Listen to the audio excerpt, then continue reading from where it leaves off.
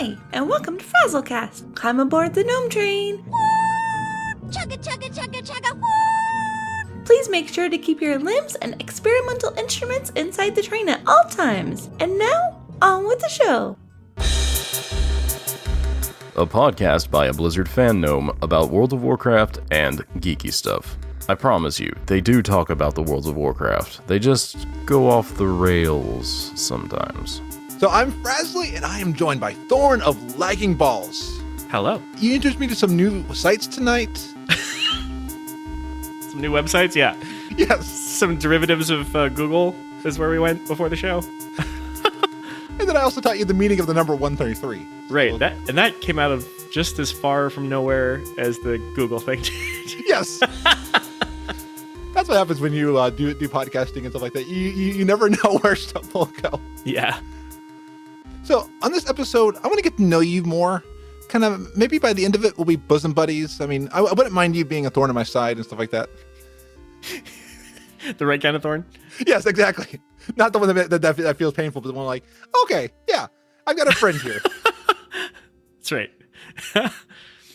But before we get into that, Epicinsanity, what time is it? It's time to go around the table. Great idea. So what have you been up to recently? We'll start with you, Thorn. I have been playing a ton of Don't Starve together. Ooh, who have you been playing with? Just by myself. Oh, never mind. I've been playing a ton of Don't Starve together by myself. I guess I'm on a survival game kick at the moment because I was playing Raft before that and just really, really loved it. I surprisingly... Didn't I hear you played Raft with Spaz Weston one time?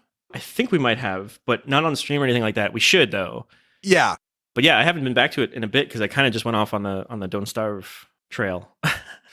that game is so freaky, so cool, but it's also so charming. Yeah, that's a really great description. Yeah, absolutely. How many times did you die to like that insanity? Oh my god, so many times.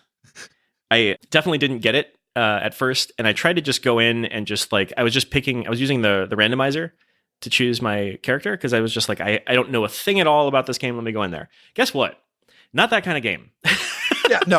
That's not going to work. So I died a few hearty deaths before I started looking things up.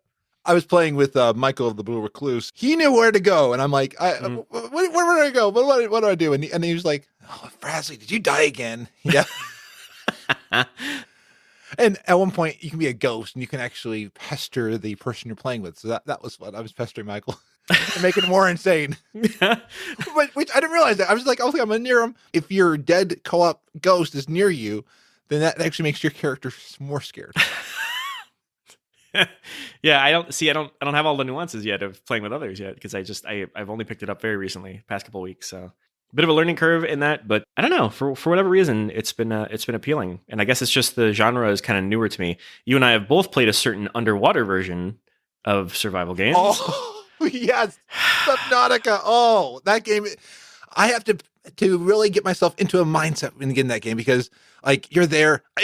That game, though, isn't it amazing? You start out, you're scared of everything. Then you're like, oh, okay, it's just those eels. I mean, yeah. Now I'm scared of, like, the big monster that's near the ship. Right. But I'm like, going down, like, there was, like, this tentacle creature near one of the bases. I was like, I'm not scared of you. Nope. Just stay away from him. Yeah, that stuff was... Ooh. I actually just saw a YouTube video about the very active ways that they use fear in that game. Nice. Yeah, I'll send you the link because it's they defined the difference between terror and horror and talked about how they use both and then how they use some of them just differently than other horror games. I can feel that because there's a different fear to that one. Like not the jump scares, but you're just still afraid of, yeah. Yep. And that's part of what they touched on is that, you know, even when you're not confronted with something directly, the sound design in that game it's too good, Frazley. Yes. It's too good is the problem. Yeah. Okay. Because it's terrifying. That's why maybe mentally I'm like, I need to play it again, but I'm like, I don't want to go in there. Yeah. Well, and then when you have the shark creature glitching through your wall at that you were there when that happened. That was awesome. And I literally jumped. You had a great base though. Yes. Yeah. So if you haven't tried that game, it's pretty fun. If you're afraid of underwater stuff, like not being able to see the bottom kind of thing, or like deep water. Yes, stay away from that. Thalassophobians, don't do it. I did it on stream because I thought that would be more entertaining, and I'm sure that it was, but I regret every second of that, and I would never do it again. In fact, I've uninstalled that game because, my God, it scared the Jesus out of me.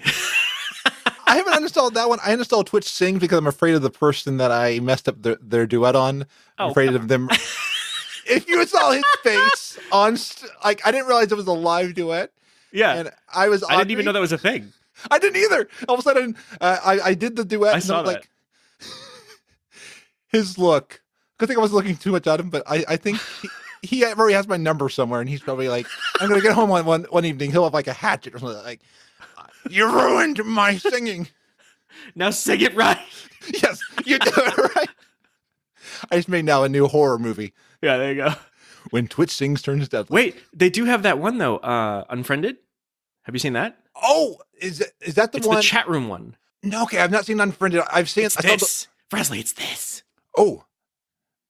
Oh, wait. So someone in like, Twitch chat is the serial killer. Yeah. Oh no. Twitch chat knows a lot about me. The only problem is that the chat is coming from the house. Uh-oh. Hi, Dad. It was Dad all along. Yes. You know what? I've been watching a bunch of movies. I've been playing a bunch of video games, and I've just like been taking care of a ton of drama, like just all this drama that came out of everywhere, like kind of nowhere. You know, life is like that, right? It just kind of goes from 0 to 60 out of nowhere, and because like things will start like they're fine, then just tilts it on head. Like that's what I've been up to. Nice. What have you been up to? So for me, I've been up to a lot of things, so I won't go through it all. I just see my stack of stuff. Please do go through it all. I actually do want you to go through all of this. Oh, okay. So I finished Daybreak on Netflix, so really like it. It has Matthew Broderick, and it even started off the first episode like a Ferris Bueller's Day Off, and I enjoyed it a lot. What? I will have to check that out. I just saw it was recommended to me. I was like, okay, I'll try this, and I had it, and like Matthew Broderick did an amazing job in the show. In the series, like every episode was different. And then I went from that to Netflix's new Prank Encounter show, which stars Gates. It's from Stranger Things, Dustin's character or actor. Okay.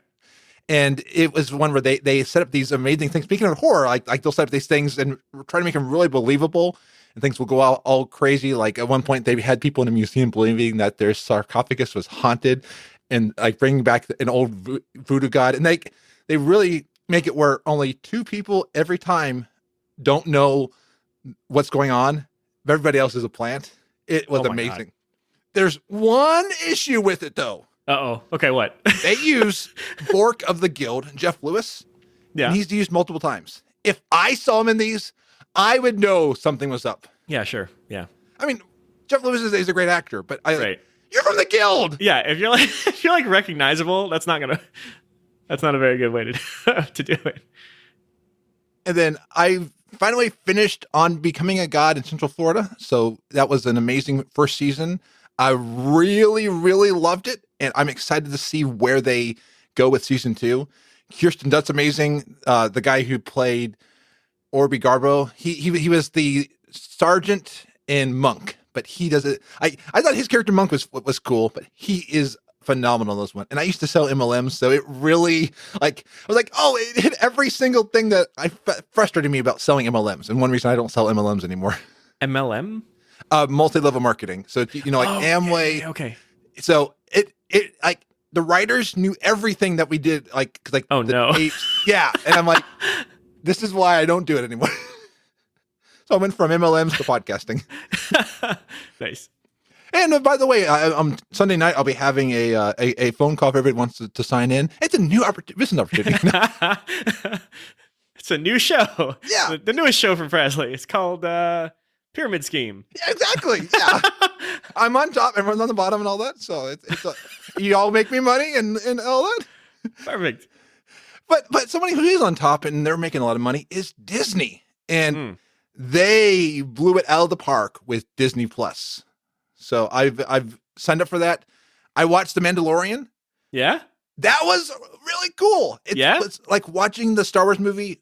Instead of how they kept in the newest ones changing characters, you focus on one character. So you're able to follow their storyline. It's kind of what Solo should have been, in my opinion. Sure. Okay. Yeah.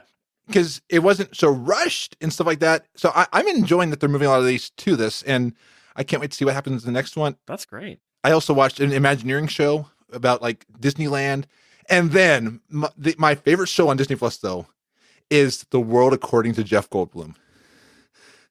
What? That sounds awesome. He goes around talking about different things. So I was watching an episode before this about sneakers.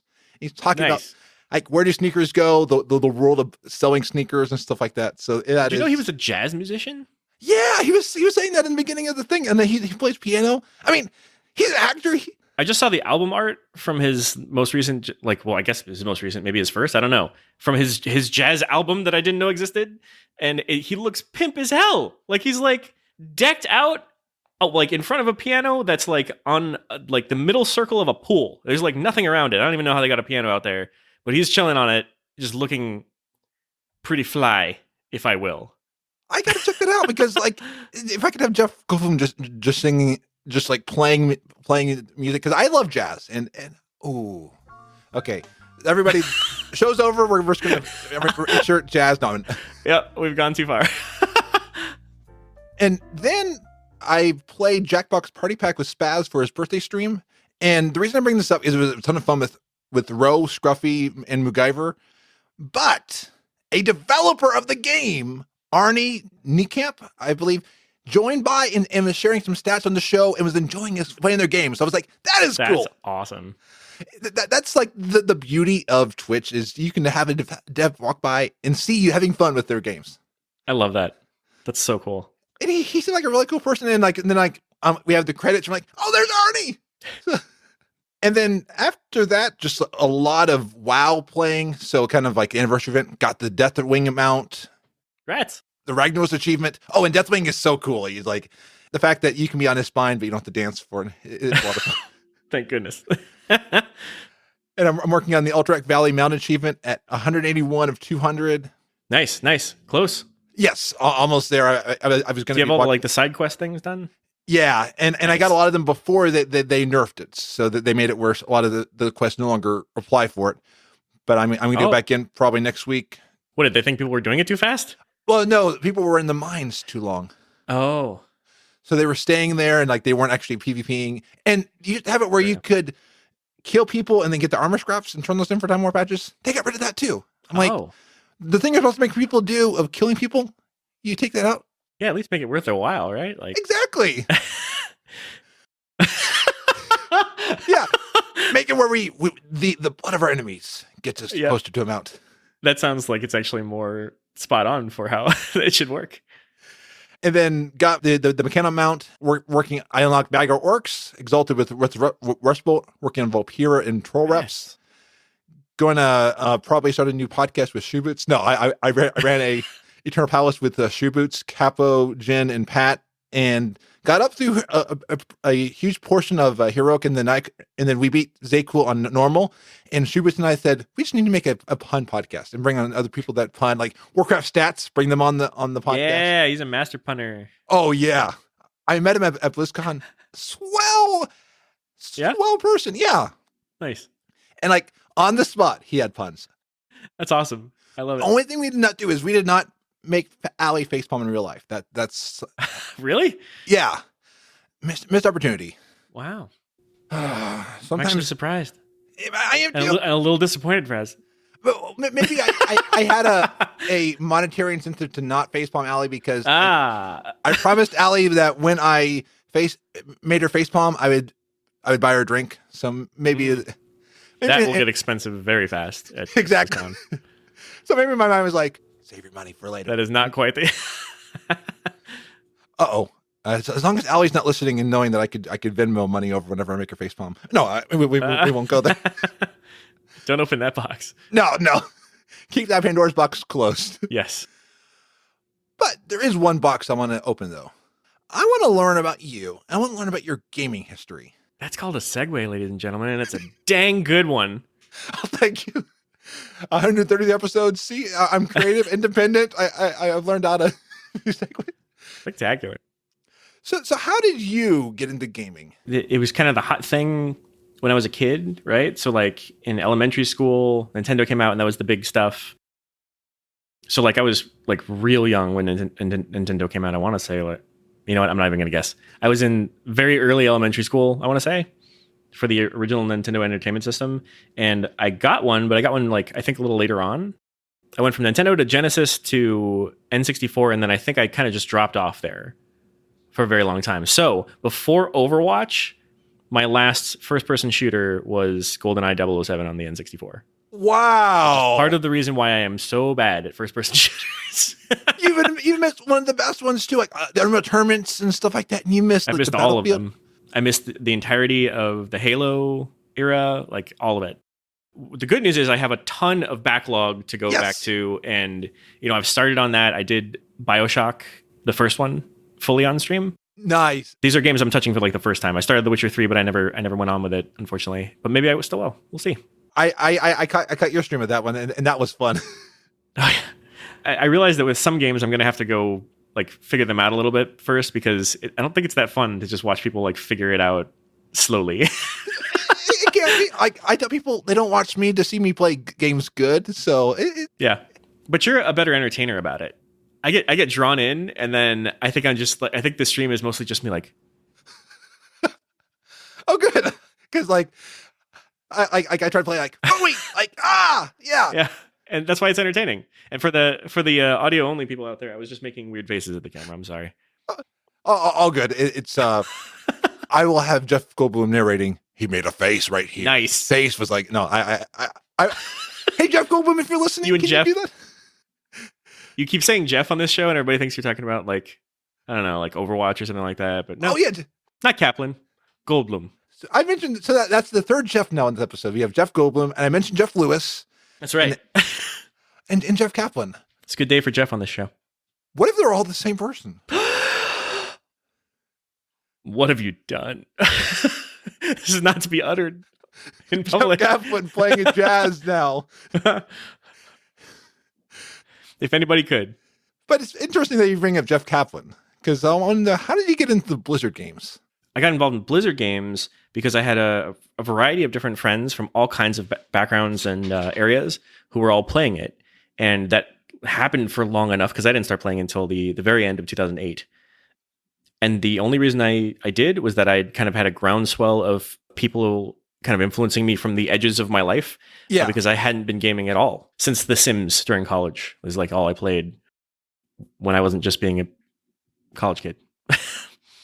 And did anything lead you to stop playing games in that period?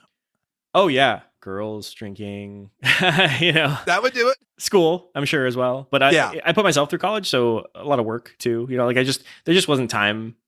I think, you know what? I'm forgetting a step here. So the thing that got me back into gaming as an adult was the Wii. Okay. Yes. That's what it was. And did you get a Wii elbow by playing too much bowling? I did, but not from bowling. I got it from the Zelda Twilight Princess. Oh, okay. Good. And it is such a good game. Oh, my God. Yes. So good. One of the darkest Zeldas we've ever had. And that was like, and I loved the one-to-one sword fighting and stuff like that. Or at least back then we thought it was one-to-one. And then they showed us the Skyward Sword like, oh, we thought that was good sword fighting. Yeah. Yeah, but it was cool. You know, just between that and I actually played there was a Godfather game called Black Hand or something like that. I forget, but it was totally just like a wander around the city and like build your rep kind of thing and become a gangster kind of thing. So I was living the dream, role playing that, and played that. That was so the first time I ever stayed up all night and like saw the sun come up while playing a video game was The Sims. Yes. Oh, yeah. That was during college. And then I think the next time was Zelda Twilight Princess, and then the next one after that was The Godfather, Black Hand. And then it wasn't again until World of Warcraft. So a lot of people around me played World of Warcraft, and I was just kind of starting to get back into gaming overall. Yeah. I picked up the demo, like the free trial, basically, at Best Buy. I was getting early Christmas presents, and it was just at the counter. It was a point of sale promotion that got me. So yeah. So to any marketers out there, if you put stuff at point of sale, you can give people, whoever at Activision put that at the Best Buy point of sale has you now podcasting and streaming Blizzard games. I can tie one specific Blizzard customer and the entirety of my spend with Blizzard to whoever put that there. Exactly. whoever made the choice for the point of sale placement, you can attribute at least this much revenue. Nice. And I don't want to count up what all that is because, oh my God, I don't think I want to know. Oh, me either. I one time had somebody do like all the different boosts I've done in WoW and all the different cash shop stuff. I'm like, Oh no. yeah, I'm like, no. I think one time there is a way to see in your BattleNet, and I'm like, I'm just going to stay away from that screen. That screen's No, over there. I wish I didn't even know that. Well, here's the Men in Black memory. Okay, thanks. It's stricken from your memory. Who are you? I am Jeff Kaplan. Hello, Jeff. Wait, who am I? You are Jeff Goldblum, and you are starred in Jurassic Park. Oh, hello. See, life finds a way. That's my line. Oh, yeah. So, what would you say is your play style? Honestly, this is another reason I haven't streamed a lot of games. I think my playstyle is cautious. I'm always like, creeping corners and conserving ammo and like farming everything and like it's overly cautious.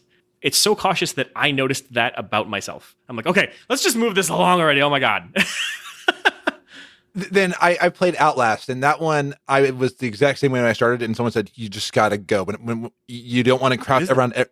It's a game where you are in an asylum. You're a reporter heading in there, and there's all these crazy things going around, and things are chasing you around every corner. Oh my God, that game is that sounds nuts. Well, no pun intended, actually, but that actually worked. Well, there are nuts in that game and stuff like that. Literal nuts. So you're cautious. So in WoW, do you do like raiding? Do you do PvP? I haven't raided this tier, but I do raid normally. I'm pretty much all PvE. I'm actually quite bad at PvP. Yay! Another fellow. I try. There's probably been points throughout my WoW career where I tried. I'm like, all right, you know what? That's it. It's time. I'm tired of this. I'm never running from a fight again. It's on. Let's do this, right? And I probably did that 5 different times throughout my WoW career, and just it doesn't last, and I get discouraged because I'm so bad.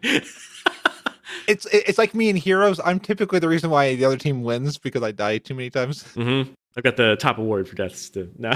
Nice. Well, see, it depends on the game, right? So like, I'm pretty good at Heroes, and I'm okay at Overwatch, but like Warcraft PvP, I'm the worst of all the Blizzard games at in particular. Like I'm better at the PvP in Heroes of the Storm than I am at World of Warcraft, which I've played for so much longer.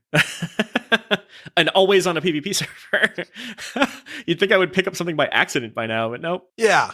Easy target. So you're the decoy, so that way other people can get around. Yep. So you are the target dummy. Everybody bring. I'm not calling a dummy though. Yeah, not at all. That's I don't know. Something about the PvP playstyle just doesn't click for me. Because the times that I have tried, and I got to be honest, they were half-hearted tries. Like it's not like I committed a month to this and it just didn't work out. I kind of gave it a half-hearted effort. I got really riled up for a day or two and then just kind of forgot to keep it going. So working at these things does work for you guys. All right. Like don't hear me and then think you shouldn't go try. Definitely go try. Better than I did. Just be afraid or just be used to the fact that you may be getting to know the spirit healer really well. And mm-hmm. Mine was named Nancy, and they actually are in a band, so it was kind of nice. The spirit healers trying to work on their family at home. They're working on like teaching the kids how to play Monopoly now. So it's kind of cool. What kind of music is there? Like what kind of band? It is a punk rock one from the 40s. A lot of very old music because there's a lot of punk rock in the 40s. It was never on the scene. So it was all underground, bro. Exactly. It was very underground. In their case, up in the sky. Nice. I like the puns. See, that was a pun. I love it. So, what is one of your favorite memories in gaming? Do you mean in-game or like... It can be in gaming or about gaming. Like for me, one of mine has become BlizzCon. Just like seeing everybody and seeing the community and hugging people that are like making it real. So what about you? So when I saw this question, I did think of it as both, like the in-game and the out-of-game related to game. The out-of-game related to gaming was absolutely BlizzCon for me, the very first one, 2016. It was a transition time in my life. I was moving from the Chicago area to the New Jersey area. It was the last thing I got to do right before I had to go back home and then move right away. So you know, I had this kind of like looming nightmare right afterward, but this dream that I was on my way to finally after all this time, right? So I think just like the mix of all the anticipation and like, you know, just like how crazy I was about it, and like all the people we love were still all there, and you know, there was a chance to see, you know, them. And the end game one was the Wrathgate event. Oh, that I wish was still around. Yeah, man, that's what everyone mentions. Like I did not experience it, and it's like I would have loved to see that. Yeah. It's just I think the thing about it was just that as immersive as the game of World of Warcraft is, a lot of times you feel like you're driving the ship, and you're you can be a lone wolf if you want to. Excuse me, especially in the modern game where, you know, we've had all these kind of conveniences built in over the expansions, like kind of Cataclysm onward, I would say, that weren't there before. So like one of the cool things about the Wrathgate was that there's the whole cinematic side, and then there's the whole event side where you're actually going down into to reclaim the Undercity, and like you're doing that with like right alongside the legends of World of Warcraft. Like the legends of Warcraft lore are all there. I don't know if maybe I just missed some of the quest lines that might have been earlier in the game, or it's because I started so late, because I didn't start till Wrath, and so since that was the active storyline. It might be that I just wasn't hitting that much of the storyline until the latter levels, but that was the first time in the game where I felt not only immersion, but just like awe, you know, something about that experience was just, and I feel like there's a replication of some of that mechanic in a few different places now. Like there are plenty of quests where like, or dungeons or whatever, where you're side by side with somebody and they're kind of running through with you or whatever. But there was something about the mix of everybody that was in there, and like just kind of doing it side by side with all of those leaders, because I don't think I had anything like that in the game, because this is my first time through it, right, on my original main, on my way to 80 for the very first time. That I saw this, so you know, I was pretty awestruck. That reminds me of the opening up the Eternal Palace in BFA, and I had that where like like there's Jaina, there's Lorthmar, and you're like, these are these well-known names, and they're here. Yeah. With Shadowlands coming out, there's a lot of covenants that we have to make with different people. Oh boy.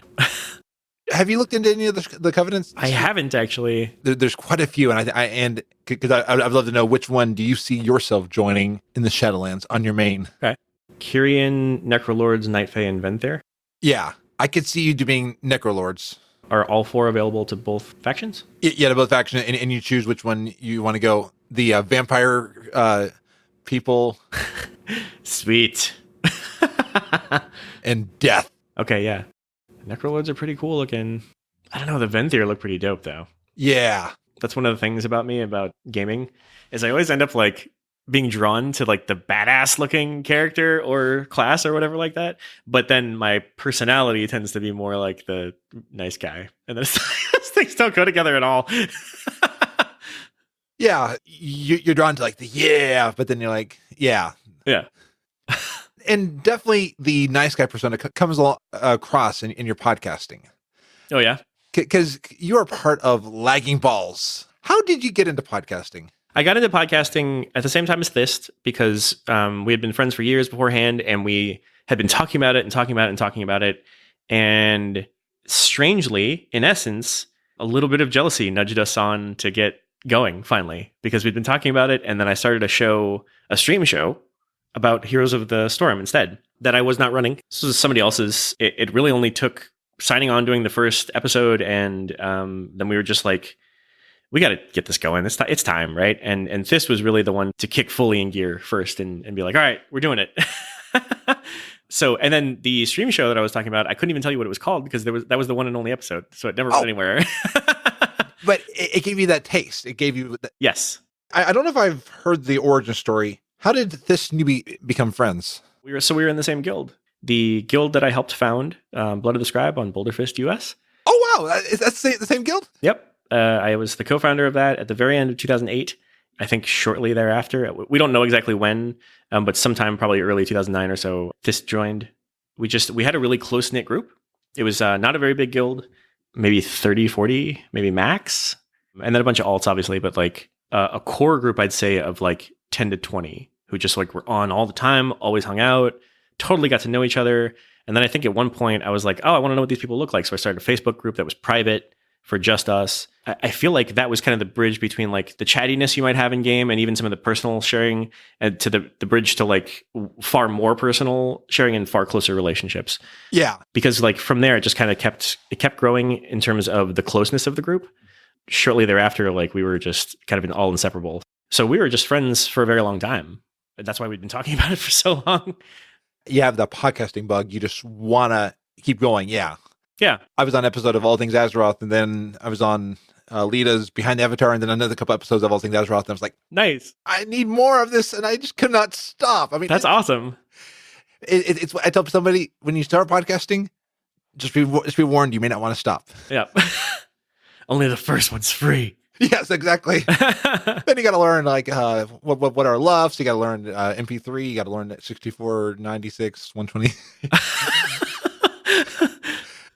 I mean, that's one of the obstacles in podcasting. So, what is one of the obstacles you've had to overcome in podcasting? Oh man, laziness.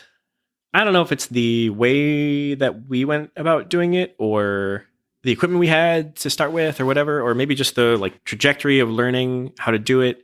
But it's a lot of work. Yeah, it's a lot of work, and it's a lot of time. Way more time. I mean, it's just some sort of multiple of the amount of time that you actually get out of the show, of the finished product. Like, let's say it's a 60-minute show. You know, it's just some sort of multiple. It's like 4, 6, 8, 12 hours to prep just that 1 hour. Oh, absolutely. And it's one of those, if I had known that, it would have stopped me from starting. And I don't mean to, like, I'm trying to encourage people to start podcasting, and I don't mean to share that. Just know there's a time commitment. There's a reward to it. And like, oh yeah, the people I've gotten to meet, the fact that tonight I'm talking with you tonight, that to me is an amazing reward. I mean, wow, that's so nice of you to say. I don't think I've talked to you more than here and there in voice chat. So what I love about these shows is being able to talk with you, be like, have you here and all that. And I feel like I always come away from a show like this knowing the guests better and being that much closer to the guests. Yeah. Well, let me take that opportunity to thank you for having me on. I really appreciate it. Thank you for coming on. So what is one of the best things that's happened to you since you started podcasting? Oh my God, the community. Just outright. There's no hesitation. That's absolutely the best thing that's happened. I've made so many friends in all of this. 2 different sides to it, I guess. There's the community side of creators, and then there's the community side of everyone, which is creators and all of the fans and the kind of the people all around them. Sometimes people just, so for example, like we started the Discord server for Lagging Balls specifically for the show. But now we have so many people in there who have nothing to do with the show, who have nothing to do with any of it. Yeah. So we've got, we'll have people pop up and chat on things in a very specific channel, like hardware or something like that. We have a hardware channel for the computer nerds. And once in a while, we'll see somebody pop up in there and I'm like, who is that? I have no idea who that is. And I don't even remember if it was that channel, but the Discord itself, it just kind of skyrocketed the community-oriented part. Yeah. It showed you that there's people out there listening to what you're saying. Yeah. Yes. Yeah. I've been impressed at what you've created there. I mean, just tonight, I was looking in the support room channel, and I saw people there talking about some very personal things, but being so willing to share back. And yeah, that's good people. And seeing people like, okay, I'm struggling with similar issues to what they're going through, and finding commonality. Mm-hmm. I have to say, it's always active in that community. Yeah, we're pretty lucky because that's where I feel like the magic is. The fandom, and like what you create something, and it only goes as far as you took it. The ways that people take it so much further beyond that is amazing and humbling and beautiful. Yeah. I will never know what it is like to write a song that somebody says, hey, we played that. That was our song at our wedding, because I cannot write a tune. I've tried. I've taken music theory classes. I am just okay at it. I am never going to write a song. So when I do something like a podcast, and then people come back and have found these layers of meaning that I never thought possible, that's the part that's just like incredibly fulfilling and was totally unexpected. And that's why the community part is just like hands down the most important, because it's not even just the friendships that I've made in my own experience of the whole thing, I'm in marketing. So I'm looking at the stats and I'm looking at the interactions and I'm looking at the behaviors and we're trying to judge what's working, what's not, those sorts of things. Not only among things that we do like to promote the show, but also things like how the community is behaving, because community management is actually an interest of mine. That's something that I hope to go into. So, that's the way that this has all come together has been, so incredibly community driven that it was a beautiful thing to watch it kind of form and grow. Oh, and I think Teller right now has a challenge for somebody who listens to Lagging Balls. You need to dance to an episode of Lagging Balls at their wedding. Please don't do that. Because first of all, that's like an hour-long dance for one, and then two, oh man, you would scandalize so many people in your family. Well, just play the G-rated. Poor Nana. Yeah. Wait, what did they talk about? Wait, how did... I've never even heard of that position. And I want to bring up one follow-up point. I got news for you. Nana knows. Go on. So Dazzledorn, who says that they many times that they will post something online and they go to Lagging Balls before they will go to Twitter to post it. So, oh wow, yeah, that's pretty. I didn't know that. That's cool. And they were asking that, don't you think as you continue in podcasting and get lots of episodes under your belt, it gets easier? Well, you figure out how to cut some corners here and there. I guess it depends on which part. I think the performance part of actually doing the podcast definitely got easier. We were super hyper aware of it when we started because this has a radio background. I have a marketing background and a theater background. Well, I guess we both have theater backgrounds too. So between the two of us, the show part, the theatrical side, which you, Frazley, of all people, definitely know what I mean, was an important piece of all of this. And that part, I feel like, have you ever been on either like a very long job interview, or you've been around somebody that you're trying to impress for a very long period of time and you come out of it and you're exhausted? Yes. Oh yeah. It's because you're on, right? You're on. That's what they talk about in showbiz, is like when you turn it on, when you're on, right? Like you're on. So there's an energy that goes into that. And if you're not flexing that muscle and working it normally, like that's what I learned in theater in college, actually, was about that whole thing is a muscle and you have to work it and you have to own it. And that's how you make it strong. And so when we were starting out, that part was harder for me. I just had to really kind of amp myself up and really like literally do pre-show amp up ritual type things, which was still kind of fun, actually. That's something that changed later on. I wasn't doing very much of that. But the part that I'm talking about that's time consuming and I guess more of the commitment part is that the editing. Yeah. So it's definitely interesting that you talk about being on and stuff like that. What led you to transition Lagging Balls to be a live show versus being a recorded show? One of the things was that we were long overdue for doing a live show. And we went halfway by doing the Friday Nights with Thist and Thorn. Then we found that there were limitations by the way that we were doing it. So the show, the podcast itself, which has always been the show to us, is the audio podcast, that was Blizzard Entertainment, Blizzard video game oriented all the way through. Obviously, there's sections and we talk about each game and that sort of thing. The non-video game stuff in that show was specifically related either to strange tangents, silly stuff, maybe some of like the crazy bumpers or like some of the side recordings we'd make or whatever, and then just general ridiculousness between Thist and I. But then Friday Nights with Thist and Thorn was relegated to only the craziness between us part and strange conversations and things like that. And that was way fun. Don't get me wrong. That was actually really fun. Oh yeah. There are some insanely awesome episodes of that. We went back and looked at how kind of effortless those were. Not entirely. There's a lot of prep between, and thank God we had Techie Taco at the time so that we could get that amazing stream. Like the Streamlabs thing that he set up for us is something we never should have had anything close to. We have no business looking that nice and streamlined. So we were very lucky to have him. But the stream itself was, it was effortless. Some weeks we would literally just show up because the thing that drove that show was just the personalities, just us, being weird, dirty, and hilarious. The thing that we missed out was some weeks we would really, really want to talk about video games. And then we'd have to hold back because we had the podcast and we didn't want to talk about one on the other and vice versa and either repeat things or confuse people. And on the marketing side, the business side, I guess I was really looking to ensure that we kept the brand as separate as possible. And that's why we ended up even changing the name of the stream show to further differentiate it from the podcast, because people were getting confused. So once we noticed like kind of the difference in style, we kind of weighed the pros and cons. And the pros and cons, I'll be very honest with you, with all of you. The pros and cons were such that one of the practical reasons for trying to switch to the live show is it's less work. If I have a live show and I have music playing over the recording and everything's being recorded and mixed into one audio track, if I've got a cough or I've got something like that, then I've got a cough in there, and I'm not editing that out. And that was a difficult decision for us that we stayed away from for a very long time, because the quality of the audio was something that we took great pride in, and we still do. That's why we at least have nicer equipment and things like that, and try to create an environment that's conducive to these things.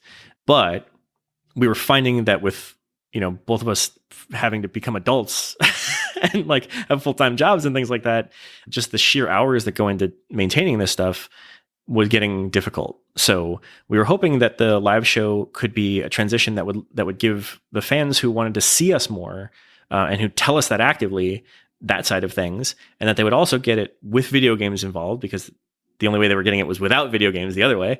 And then it would actually be less work for us in a whole lot of different ways. The editing part was one, which was the part that we had the biggest problem with, because the audio quality naturally suffers. And then for two, it was a matter of making sure that all the hardware stuff was ready to go. That's how we kind of ended up doing it. And the savings, I guess, for all of that was not just the editing part, but also we combined the two shows as a result. And then this way we could just be crazy and random as much as we wanted. And we could also cover the video games whenever we wanted. And we were trying to keep as much of the same format so that people would be familiar with it, even though it sounded a little different. Yeah. And Dazzledorn brings up a good point, and it's one reason why I like adding that live aspect to a podcast. Brings in the randomness, but you can also like pull things out of chat, and like you can because Dazzledorn brought up a question that we then brought up on this episode. Yeah, which is just the sort of thing you can't quite get. But then it's also, you get these awkward pauses, and like that's the downside to trying to do better at that earlier on, is we started with the worst equipment you could possibly have. It was really very, very bad. And we've progressed to at least semi-professional equipment that we probably still need to upgrade at this point, honestly. But, it's recording grade equipment and things like that. And yeah. And I guess like because we started on that track, we kind of put ourselves in that hole, if you will. But I guess the way that we were justifying it was that we're giving them crappy humor, so we should give them a quality sound at least. And now we're not doing either. That weird transition period. So right now, like while the hair is growing and stuff like that, you're learning how can I manicure everything and then give you the best of both worlds. Well put. Yep.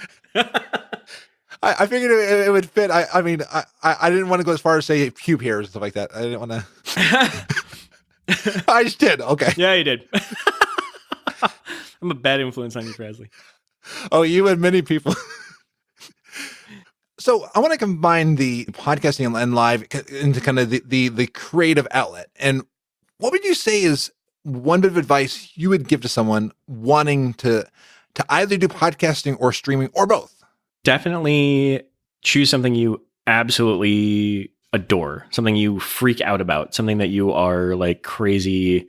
The right word is passionate, but I feel like that word has been overused so much that it's one of those words that's starting to become something that means so many different things to so many different people. What I mean is make sure that the topic is something that you can't stop thinking about. Like when you're at work, earning money, doing things that other people need done so that they can further their goals, what are the things that you are driven by? That's the stuff that you need to create about. And it doesn't have to be direct. Warcraft podcasting is a spectacular example of that because it's not the game, right? No, I love they bring that up because like I'm not a Spencer Downey, so like I can't do like all the raid strats as the starting zone. I don't want like doing all the news reporting that they do on Convert to Raid. I mean, I love the people. I love the guests in the community, and that's why this show is the people, Frazley. It's so much fun. Like Warcraft connects it together. It's the Jello that puts it together. But I love like tonight.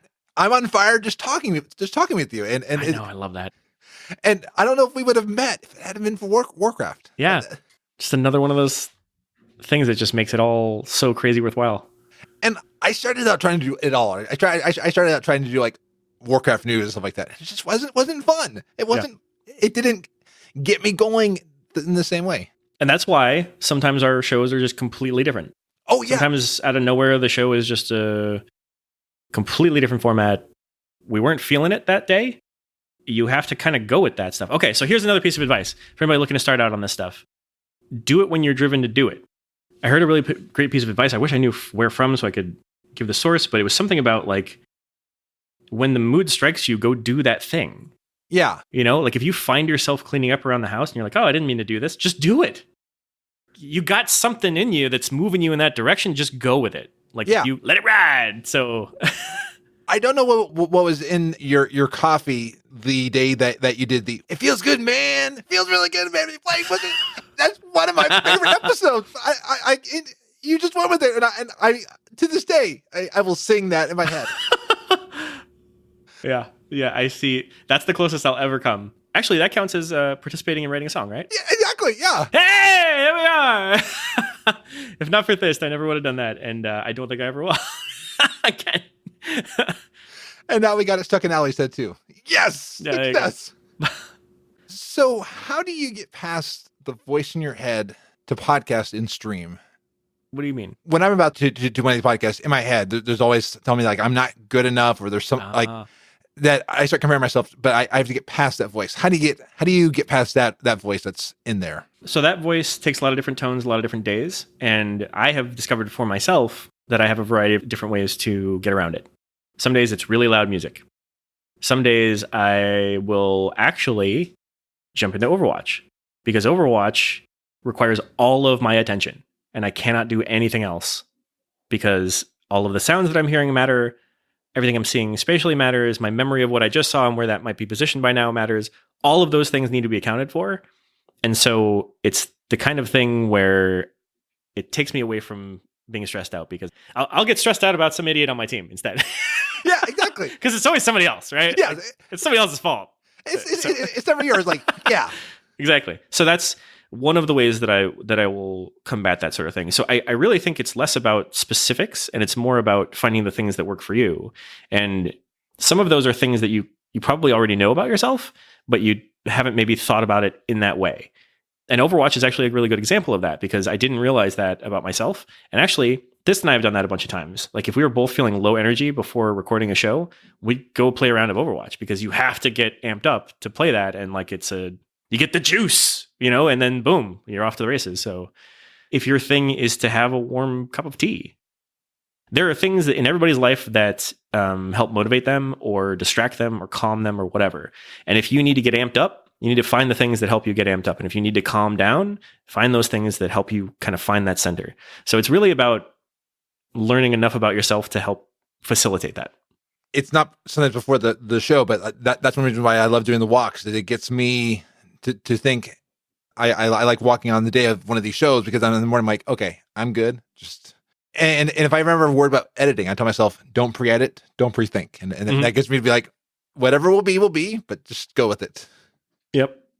And I think in the history of our recording, I think we only lost 1 or 2 shows total, which I think is pretty good. Oh yeah. Because that's a lot of episodes, almost 200 now. Nice. And that's not bad. No. Because you hear about that from time to time and you hate to see it, because, oh my God. I like what Dazzledorn's saying, that a hard thing for creative people to battle is thinking you shouldn't do something because there are so many other people that are better than you. Yep. Because there'll always be someone that's better than you. I get that. Like when I even want to do a game stream, I'm like, oh, why would someone want to watch one of mine? Because there's like there's like the ninjas, the shrouds. I mean, there's automatic jacks. Like there's all those people out there doing it. I'm like, I had to get out of my head, be like, I don't care if they're out there. I'm just gonna do it. And then last night you then get into a poem about chocolate. I must have a poem that has one of my hobbies then. Nice. There you go. You're a poet and you didn't even know it. Exactly. So what are some hobbies that people might not realize about you? Let's see. Hentai. No. I think everyone has that. All those tentacles. Oh yeah. I am pretty crazy about a history podcast. Well, no, that's still podcast related though. But it's an interest. It's the history. History is an interest. Yeah, but not all. I'm not going to pick up history books. I do have a few on my list. Don't get me wrong, but I'm not like going to like seek out a book about history, like some specific historical thing. There's just this show called Dan Harmon's Hardcore History. Yes, yeah, and it's so good. So like if you're interested in hearing from someone who is, and see that's he's a prime example of exactly what I was talking about. You find the thing that you're just nuts about because he's not a historian. I don't know if he's even an author. I think he's been in radio his whole career. I forget. The point is he's crazy about history. He loves it. He's a history nut. Who's another example? Who's the dude from like, was it like CNBC, the Mad Money guy? Oh, Jim Cramer. That's it. Yeah. That guy's crazy. Yes. That guy's crazy about money. And he's just like, he's so crazy, he gets an air horn to put on there. Like this crazy stuff like that. So like, that's all I'm getting at is those are, anyway, I'm off on tangents again. Hey, it's those gnome trains and stuff like that. Yep. They get derailed, and thankfully Pat Crane's not here to smash it because he likes. So you like history? You like hentai? Yeah, all H things. Only things that start with H. I'm a film buff, so my watch later feed is full of whatever games I'm currently playing, and then just like a ton of like video essays on films and things like that. Because I just, for whatever reason, I'm just super interested in. There's a now defunct YouTube channel that I would love for everybody to know about. Unfortunately, it doesn't really matter in terms of newer content anymore because it's been defunct for like 3-4 years already at this point. But it's called Every Frame a Painting. And it is absolutely spectacular. I wish to God that they would have kept going because they're so very good. But I think they just grew up and got real jobs doing this probably someplace that pays them instead. So, but yeah, I cannot recommend highly enough Every Frame a Painting. Even if this sort of stuff isn't necessarily your bag, they're not that long. They're really interesting and they focus on one very specific thing and they show spectacular examples of it. It's just really, really, really cool, really interesting. Reddit is another thing that I'm really big on. I've been on it for 11 years and I'm very proud of that. I don't know why, but the community management stuff that I mentioned before is like a nerd hobby of mine. That's stuff that I like read newsletters about and research and stuff like that because it's just super interesting to me. So your career feeds you because it's also an interest and it's a passion. Mm-hmm. Yeah. And then I think probably the last thing that I probably don't talk that much about is I really love like hacker culture. Oh yeah. And internet culture. Like those two things are a huge interest of mine. And I think that's one of the reasons I'm so proud of the Reddit membership for so long or whatever, the years. But I love things like there's a podcast called Darknet Diaries. That's spectacular. Oh, yes. I love that one.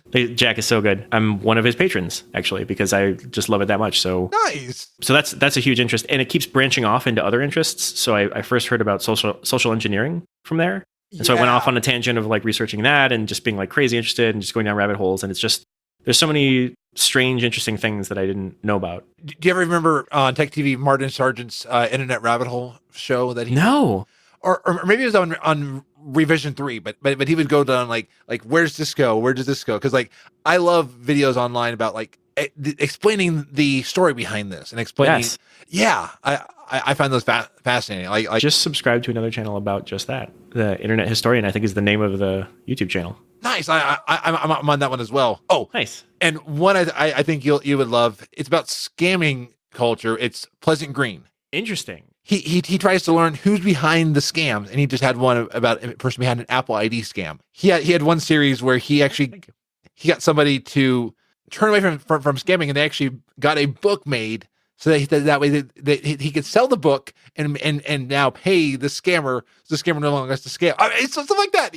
Crazy. Always trying to find it in a positive light if people want to be helped. That's really cool. Wow.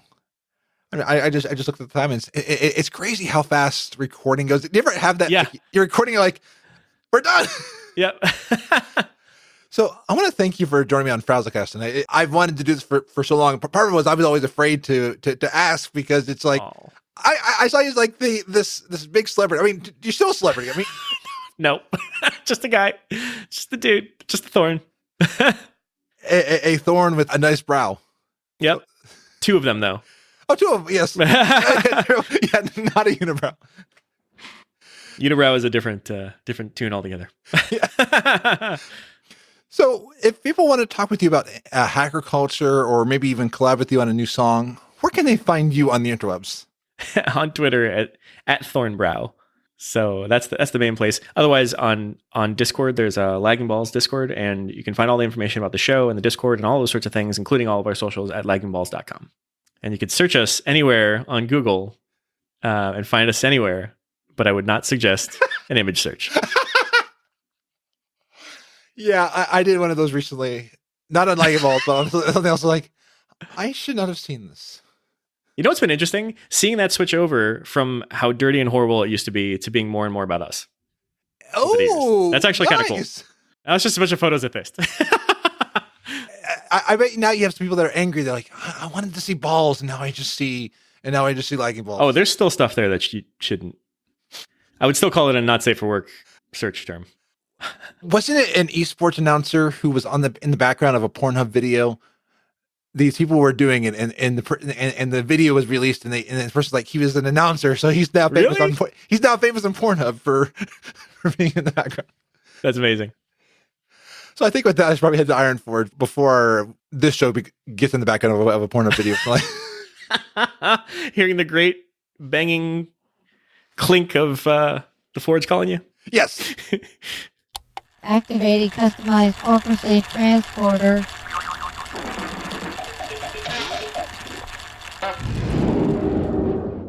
Well, I am back a moment of Ironforge until we one day reclaim Gnomergon. Wow, I'm a gnome. Let's look at what has been happening in the community. Awesome, let's do that. So Ali was on TavernCast, so I talked about part 1 on the last episode, and TavernCast Adventures 8, Dead Men Dig No Mines, part 2 was just released this past Wednesday. So Ali told me she had a great time, and you should definitely check the videos out. They put a lot of time into these, and it shows. So I love what the community does in art, and I was browsing Reddit and came upon a drawing by Dreamwalker portraying Northshire Abbey. And it looks like a painting I would see in a museum. So great job on this, and I have a link in the show notes to this. It is beautiful. And Alyssa Venn from the WoW community is in college and has asked for people to fill out a survey for their school project. The description is, our goal is to learn about motivations and playstyles in WoW, relative to demographics, playstyle, and socialization. So I've got a link in the show notes to this survey. I filled it out to help their education, and I encourage you to do the same as well. Well, there's been another episode of FrazlCast. So shout out to Spaz, who said 132 is so much fun. Kara said, great episode with Ali, Jill, and Scruffy. Kara thought someone was filing nails, but it was just Jill sending an LA Gladiators plaque to somebody. It's the first time I've ever had to tell somebody, please don't sand during the recording of a podcast. And Nathan Geddes tweeted that they heard Emma on the FrazlCast Halloween podcast and noticed Emma talking about Fright Night in Vancouver. And Nathan thought it was kind of cool that there was a person who plays WoW and is on a podcast that lives near them. See, it's a small world. After all. In every episode, I like to thank those who have given back to the show financially, in addition to those who have given me encouragement throughout the week. Thank you to my Twitch subs out there. Thank you to Brandon / Mr. Ali, Capo, Crunk, Easy Mac, Harlow, Michael, Nihar, Pete, Posty, Razarus, Space Budgie, Stone, Tellenroyd, Thorn, Felicia, Watson0715, Wicked Kitten 13, and Zorts. And thank you to Capo, Harlow, Polly, Savvy the Nerd, and Valicia for the bits. If you want to support the show financially just like them, please go to support.gnomepodcast.com. If you have Twitch Prime through Amazon Prime, you can use your free Twitch Prime subscription on my channel or others and get access to awesome emotes and more. Every bit and sub goes a long way. All of your support goes to helping support this labor of love. Thank you so much for your support. Well, I am Frazley, and you can find the show at gnomepodcast.com. So until next week, be awesome.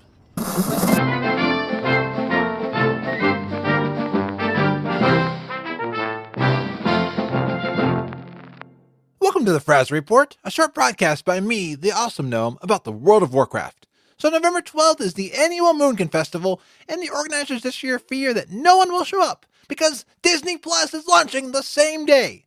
So to anyone who would want to miss seeing these adorable creatures, all I can say is, get your head in the game.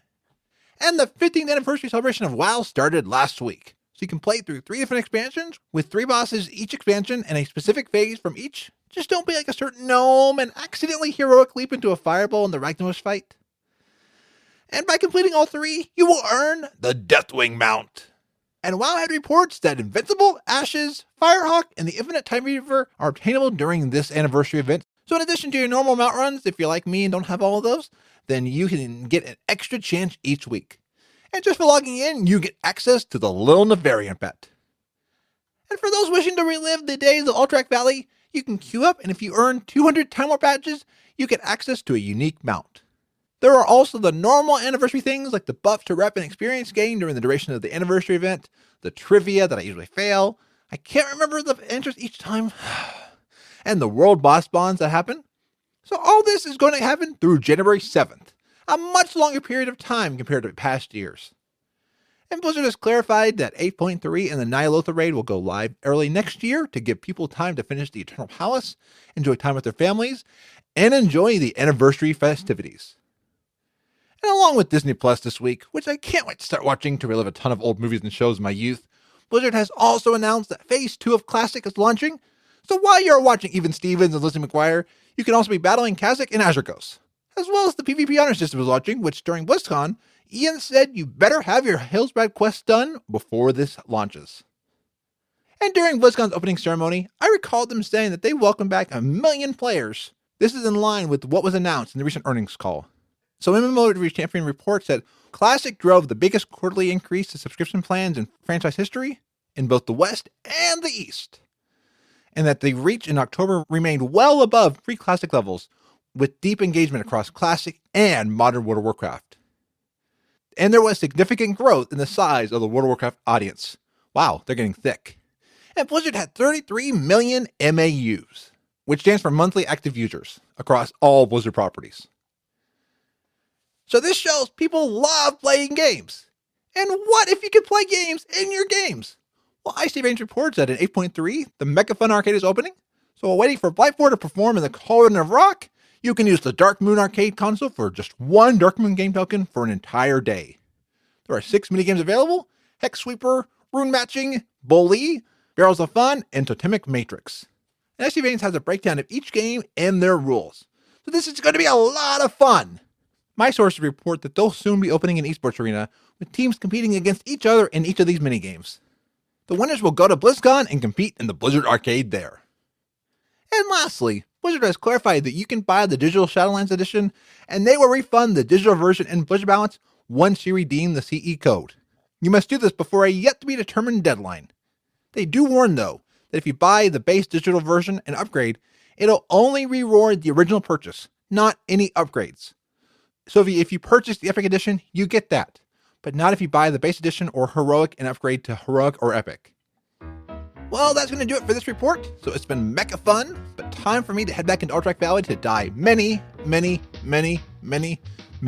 painful deaths to the Horde so I can have a chance at armor scraps. Until next time, be awesome. FrazlCast is a fan podcast that covers Blizzard games. We are not affiliated with Blizzard Entertainment, Inc. Views expressed by the hosts and guests are their own. Some of the art, music, and sound effects come from Blizzard games and are owned by Blizzard Entertainment, Inc. No copyright infringement is intended. The Gnome Train intro is by Allie of Dungeon Fables and All Things Azeroth, and the opening music is by Brandon T. Blaylock. This show is brought to you by Dragon Powered Studio. Find more at dragonpoweredstudio.com.